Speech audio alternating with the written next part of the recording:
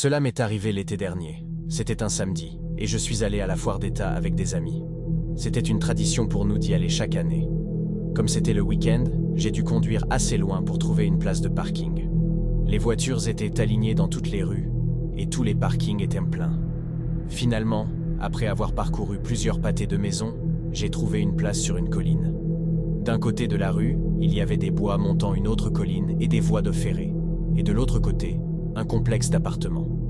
C'était à environ 20 à 25 minutes à pied des terrains de la foire, mais c'était gratuit et je n'avais pas peur de marcher.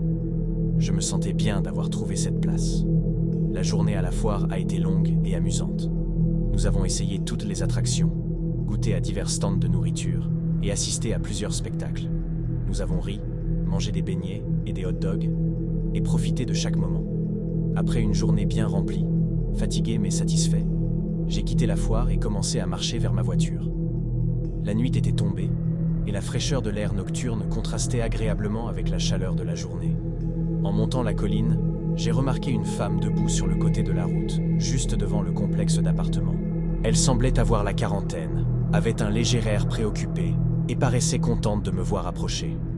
Je me demandais ce qu'elle pouvait bien vouloir. Peut-être qu'elle s'était enfermée dehors de son appartement ou quelque chose du genre. Quand je me suis approché, elle m'a demandé si je pouvais l'aider avec quelque chose. « Qu'est-ce que c'est ?»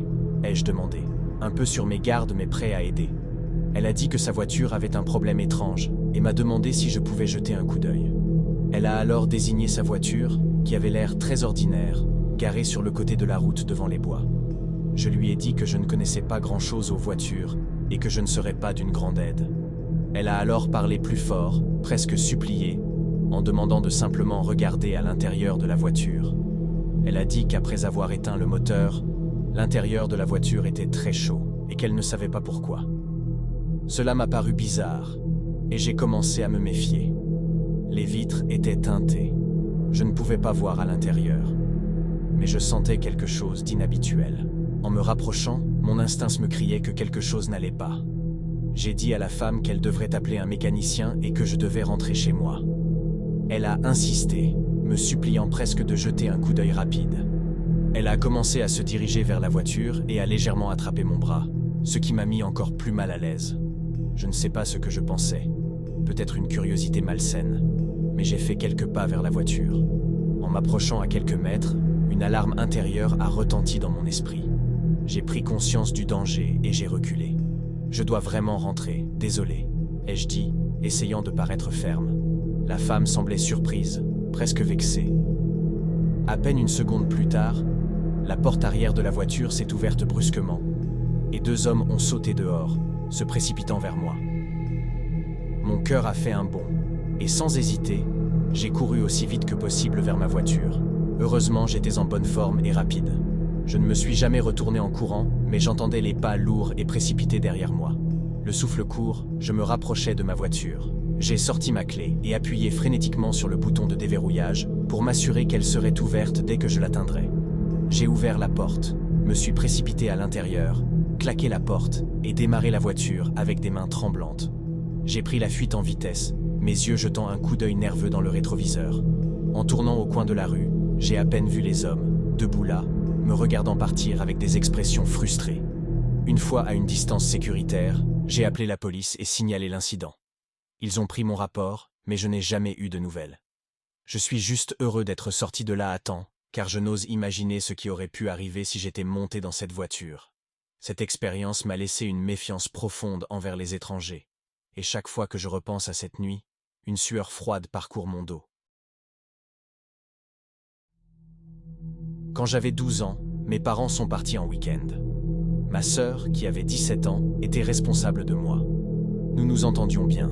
Alors j'étais excité à l'idée de rester éveillé tard pour jouer à des jeux vidéo et manger des cochonneries.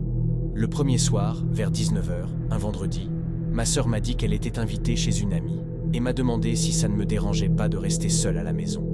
Je lui ai dit que ça ne me dérangeait pas et elle est partie, me laissant avec une promesse de ne pas me coucher trop tard et de ne pas causer de problème. Nos chambres étaient à l'étage, alors dès qu'elle est partie, j'ai fermé la porte et commencé à jouer à Madden sur ma PlayStation. La maison était silencieuse, et le bruit familier du jeu remplissait l'espace. Après environ 30 minutes, J'ai eu faim et je suis descendu faire une pizza surgelée. En allant à la cuisine, j'ai remarqué que la porte d'entrée était déverrouillée. J'ai réalisé que ma sœur avait dû l'oublier, alors je l'ai verrouillée par habitude et n'y ai plus pensé. La pizza cuisinait et l'odeur alléchante remplissait la cuisine. Après avoir fait la pizza, je suis remonté dans ma chambre et j'ai continué à jouer. Le temps passait et absorbé par le jeu, je n'ai pas remarqué les heures filer. Quelques heures plus tard, j'ai entendu la porte d'entrée s'ouvrir et se fermer. J'ai pensé que ma sœur était rentrée et je m'attendais à ce qu'elle monte, peut-être pour me gronder de ne pas encore être au lit. Mais après quelques minutes, je ne l'ai pas entendue bouger. Un silence inquiétant s'est installé. Intrigué et un peu inquiet, je suis descendu chercher à manger et voir où elle était. En bas, la porte était de nouveau déverrouillée et ma sœur n'était nulle part. La maison semblait étrangement silencieuse et une sensation de malaise a commencé à s'installer. J'ai regardé dehors pour voir si elle était là, et à ce moment-là, j'ai vu sa voiture entrer dans l'allée. Mon cœur s'est serré en réalisant que ce n'était pas ma sœur que j'avais entendue plus tôt. Une vague de panique m'a envahi. Je me suis précipité dehors pour la rencontrer, le cœur battant la chamade. Quand je lui ai raconté ce qui s'était passé, elle a commencé à paniquer. Elle a réalisé qu'elle avait effectivement oublié de verrouiller la porte en partant. Nous sommes allés dans sa voiture et avons appelé la police. En attendant leur arrivée, chaque ombre, chaque bruit semblait amplifié par notre peur. Les policiers sont venus fouiller la maison mais n'ont trouvé personne. Ils nous ont dit de rester vigilants et de verrouiller toutes les portes et fenêtres.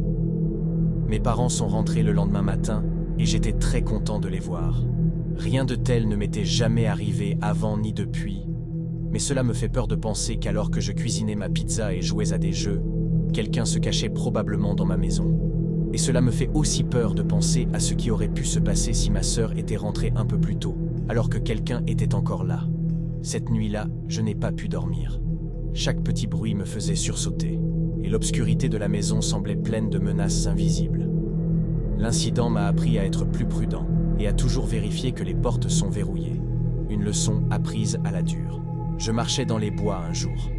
Il y a un sentier à environ 1 kilomètre de chez moi où je cours parfois. Je suis un lève-tôt et j'adore faire de l'exercice tôt le matin. Il était environ 5 heures et il faisait encore noir, mais je savais que le soleil allait bientôt se lever. Je courais dans les bois depuis environ 15 minutes quand j'ai entendu quelqu'un courir derrière moi. Au début, j'ai essayé d'ignorer, pensant que c'était peut-être un autre jogger. Mais finalement, j'ai regardé par-dessus mon épaule et j'ai vu un homme courir derrière moi.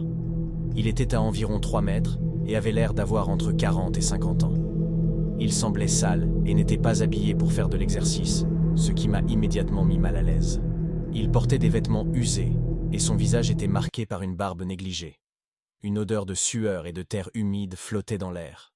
J'ai accéléré un peu, sachant que j'étais encore à environ 10 minutes de la sortie des bois. L'homme est resté à la même distance de moi après que j'ai accéléré, ce qui a accru mon malaise. J'ai ralenti un peu pour voir s'il se rapprocherait de moi. Il a ralenti aussi. Mon esprit s'emballait. Pourquoi me suivait-il? Que voulait-il? J'ai essayé de ne pas y penser et de me concentrer sur ma course, mais je faisais attention pour voir s'il se rapprochait. Enfin, je suis arrivé à la fin du sentier, une bouffée de soulagement m'envahissant. J'ai jeté un dernier coup d'œil pour voir si l'homme me suivait encore, mais il avait disparu. J'étais confus, mais j'ai haussé les épaules et suis rentré chez moi, mon rythme cardiaque se calmant progressivement. Je n'ai pas couru dans les bois pendant quelques jours après cela, mais après, je m'en fichais et j'ai recommencé à courir dans les bois. J'avais oublié ce qui s'était passé, le considérant peut-être comme une rencontre étrange, mais inoffensive. Un jour, en courant, environ 5 minutes après avoir commencé, j'ai senti quelque chose siffler près de ma tête et tomber dans les bois à côté de moi. Je me suis arrêté net, mon cœur battant la chamade, pour voir ce que c'était. Une douleur sourde s'est manifestée dans mon épaule. J'ai regardé par terre et j'ai vu une pierre. Puis une autre pierre a été lancée vers ma tête. Je me suis baissé et l'ai évité de justesse. La peur a remplacé la confusion. J'ai pris mes jambes à mon cou en courant aussi vite que possible vers le début du sentier. J'ai entendu au moins 2 autres pierres être lancées, leur sifflement perçant l'air autour de moi. En arrivant au bord des bois, j'ai continué à courir jusqu'à chez moi, la peur me poussant à une vitesse que je n'avais jamais atteinte. Quelqu'un me lançait des pierres, et je ne peux qu'imaginer que c'était le même homme. Je n'ai pas remis les pieds dans ces bois depuis. Cette expérience m'a marqué, transformant ce qui était autrefois un lieu de tranquillité et de réflexion en un endroit de peur et de danger potentiel. Chaque fois que je passe près de ces bois, un frisson me parcourt l'échine, me rappelant cette course effrénée pour échapper à un danger invisible mais terriblement réel.